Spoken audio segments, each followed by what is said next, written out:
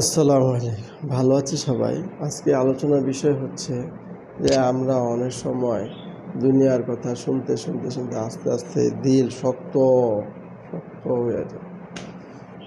তবে আল্লাহ তাআলার ভয়ে কান্না আসে না, চোখ দিয়ে পানি পড়বে এটা শুকায় না। দেখবা কান্না নাই কেন? কারণ দিল একদম পাথর, একদম সেম শক্ত হয়ে গেছে। কোনো সমস্যা প্রতিদিন আখিরাতের কথা শুনতে হবে। আলাদা আলাদা দোয়া কান্নাকাটি করলে ভালো।